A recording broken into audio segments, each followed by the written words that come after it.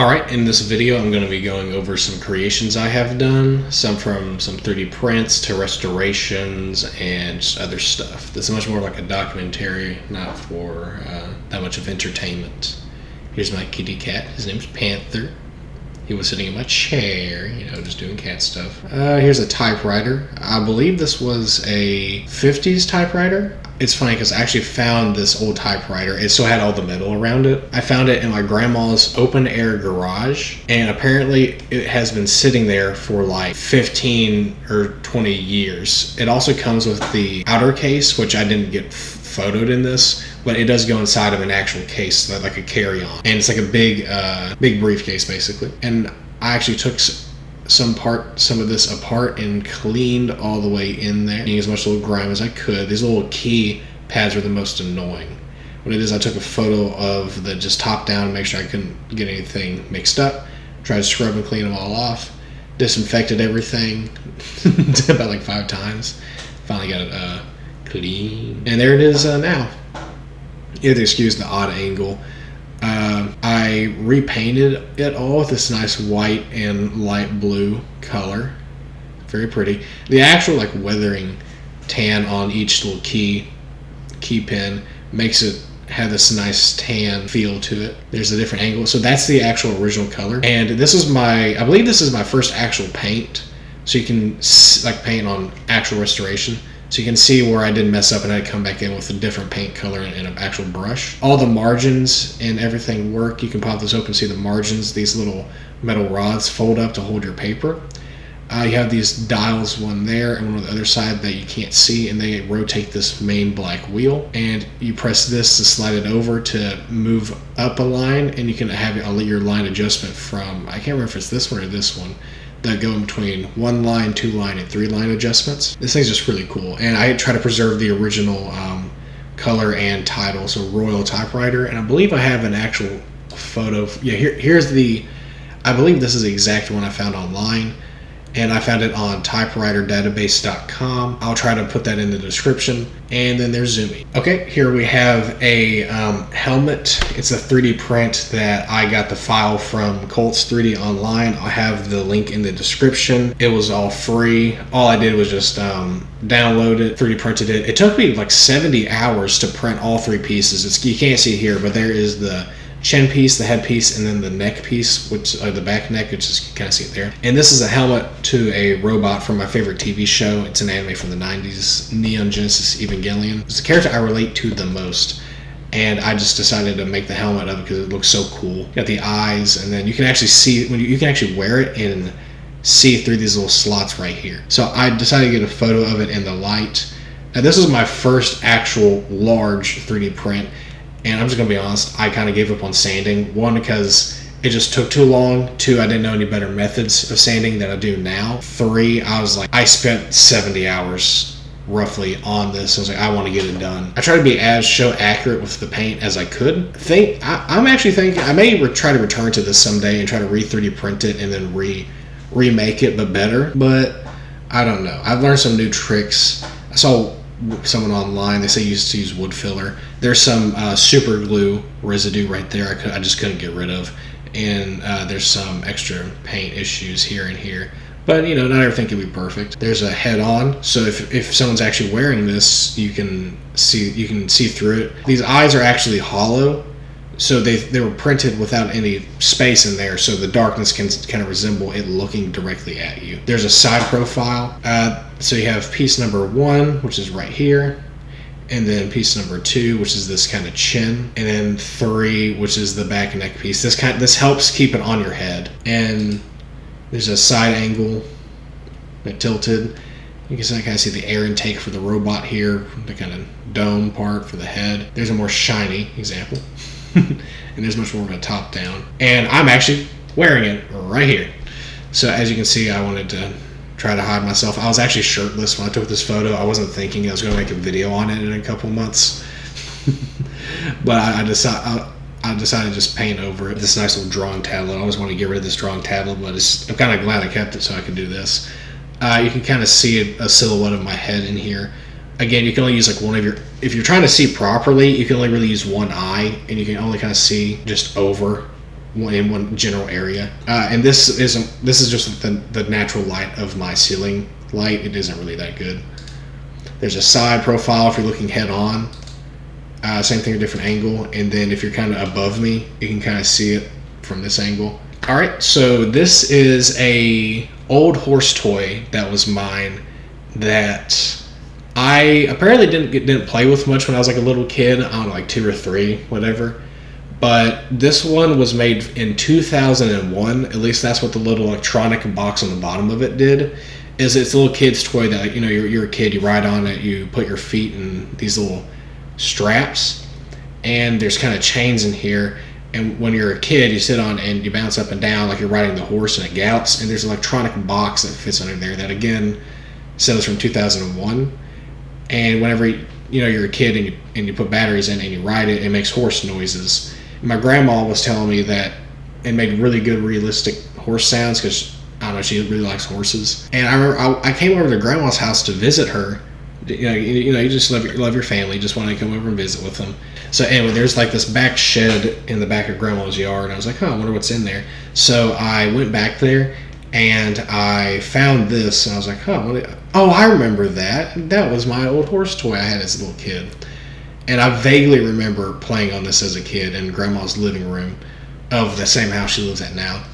And you can see how dirty it is. And again, it's been in the shed for like 20 odd years or so. You can see how dirty it is. I hit this with the hose and a whole bunch of soapy water, rags, and everything. There's so many spiders in there, I hated it.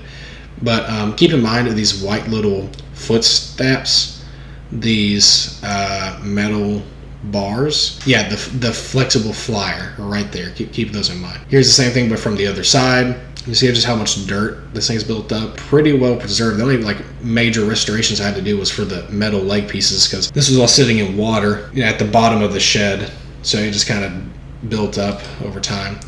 So I disassembled everything, and now we have the 4 main metal struts, both of the flexible flyers on either side, one there. And you can see how the main parts were rusted. I was struggling away to remove the rust on these. I tried some rust removal, but you can see the original paint and how pretty it was. There's the gel rust removal. I was trying to look back and see. Yep, so I got them all rust removed with this. It worked good enough. I was pretty proud of how the rust removal came out. So it's kind of like mixed feelings, like, did it really do enough? But like looking at the end result, I was like, it was pretty good. It was all right. So those are the 4 pieces all painted. I'm actually wearing my headlamp, as you can see, because it was I forgot like what time it was, but I was out early in the morning, just like spray paint all over. I actually got to spray paint them. I covered up the actual title, the flexible flyer, with some paint tape, and then I used some tools to push in the indents and then actually cut off the excess to just preserve the actual title. And you can kind of see where I haven't got to paint it yet. So after I got everything painted, I was able to assemble things. The first time I bought the bolts to reassemble it, I decided not to go for the old ones because they're just old and rusted and they're rounded on one end, so you can't really get a good grip on it. So I decided to go to a local hardware store, bought some bolts. They were too short. I miscalculated. They were too short. Then I went home a week or 2 later, because it was around finals time, I believe. And so now it's summer. I completed this a couple of days ago. Now it's summer, and I went back and I was like, remeasured twice, and then I bought bolts that were too long. So I decided, forget it. And these are the kind of bolts that the screw doesn't go all the way down. So I had to fill in the space with these washers.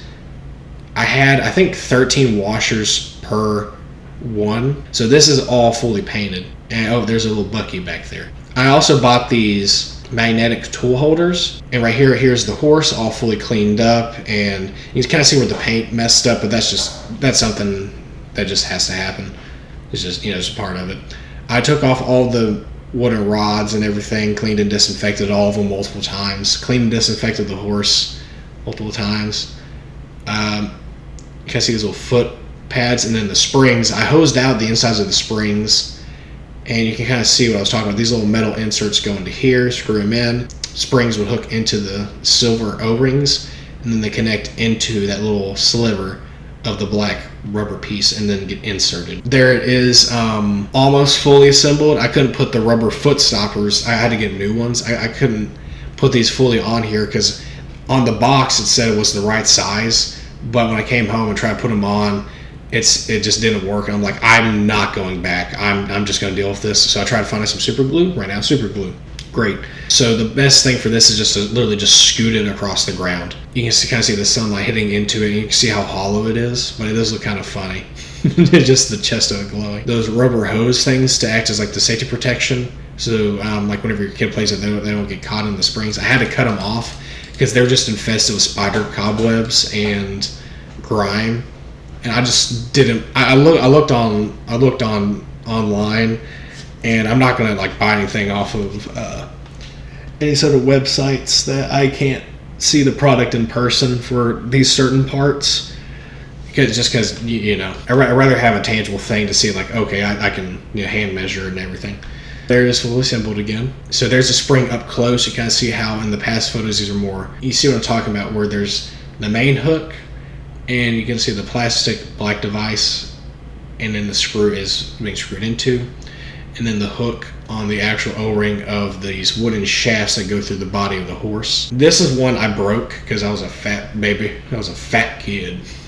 I tried plastic welding it, but I didn't have a plastic welder. I just used a soldering iron and just tanked the fumes. Don't do that. That's really bad. Don't breathe in the plastic. And then I was like, I need to stress test this. Like, I fully assembled this. I was like, I need to stress test this. I just kind of gave it a light little smack, and it broke. And I was like, that's what I get. They had the dowel rods had these metal screws in the parts of them to hold them in. Those are the white plastic parts. And you see all the washers I had to use. I think these are 13. I don't want to double count. I don't want to. If you find me wrong, then I'm wrong. I was so good at reassembling this, I had a spare metal piece, so that's always good. And you kind of see where I need to peel off the paint tape, and I finally did. And I actually put there it is, all fully assembled in its own glory, but I actually put the titles of the flexible flyer thing backwards. So I messed up on that, but the thing is, it was actually even on both sides, so you can it's kind of hard to see. But on this side and this side, they're facing inward. So if you're writing it and you look down, you can actually read it. But it's not like the original where they're facing outward. And this is on my mom's art supplies. All right, so here I'm actually trying to restore an old desk fan. So most of my family lives on this one road, and there's an abandoned house on the same road. And I got permission from a family member to go back there, and there's an old 50s car. I think it's a Studebaker. Maybe. I think it's a Chevrolet number 51 model 1069 from memory. I think that's what it is. And it was all black, and I looked at it, and there's like junk in there. Someone smashing all the windows, set the inside of the car on fire, and used the last remaining window as target practice. I guess they shot it with either 9mm or 45, the last remaining window. But most of the stuff in there was broken. And I found this old desk fan cover. Or I found this old desk fan. I was thinking, I could restore the fan, right? Well, the fan was so far gone when I tried disassembling it, I could hold up the metal up to the light and see the rust through it. I was thinking, I don't want to deal with this. So I decided I can salvage the desk fan cover because it's so cool looking. And I decided to do that. So I started this the same time as I did the horse, but I got done with the horse first. I have a good friend of mine. He taught me how to sandblast and then powder coat. So here they're sandblasting some target plates, and then there is the desk fan cover. And he let me use the good side of the sandblasting machine. You see, this is a tandem machine, so it was really sweet. And he gave me the nice side. We then had to put it into an oven. We sandblasted it. I don't have all the photos, so you have to excuse me. We sandblasted it, and then you have to use gloves to carry it because if you get any kind of like human oil or just like if you touch it, it'd ruin it. So we're wearing like plastic gloves, and then I carry it over to the sink. Hand wash it with soap and water, rinse it all off, and then I believe we set it in the oven, as you can see here, and you set your temperature over here. He then taught me that we're trying to pour this kind of powder into this air machine to shoot for the powder coating. And it is this kind of powder coating, if you're curious, it's chromachrome. Then after we pulled it out of the oven, We just let it sit here. We then plugged up an electrical wire, I believe, to right here. You can kind of see the actual desk fan and where it's being held up by the hooks. Here is the oven again. We then powder coated it, and here is a video of me taking it out, or not a video, of some images. Here you go. And then here is the actual finished product, I believe. It's trying to cool down. I couldn't get the video sent over. I tried sending it through my iPhone. Media transfers, like where you could transfer like this, like a JPEG to a GIF. I know it's probably not that order, but you get what I'm saying. The videos just wouldn't work. And here is the kind of almost final product. Just have to let it cool down. It was really nice. And here's the final product. I got to show most of my family. I believe it came from some company with a W in it. My dad told me the exact company. It's just I forgot, but as you can see, it's an old W, and it just looks so cool, man. Like if it's in person, it's gonna look so nice. And we're building a new house; it's gonna look really pretty up on the wall. There's a different angle, and then head on. Oh, also, while I was sandblasting around here, I found a frog on the ground, and I was like, "Oh, I don't want to step on you." And I was like, "Oh, he's a little frog. I have to get him out of here because I don't want to get crushed by machinery." So I put him in the Lowe's bucket. I had the bucket tilted down, and I poked the back of him, like try to scare him with this metal adapter rod. I got him in the bucket, took him outside. I tried letting him out, and then there he is. There's a little frog right there. Oops, too far. There we go. I didn't want him getting hurt. And there he is. Yeah, he's just happy having fun. He's having a good time. Little frog. And I think that's going to be it for this video. Just want to have a little compilation of stuff I made.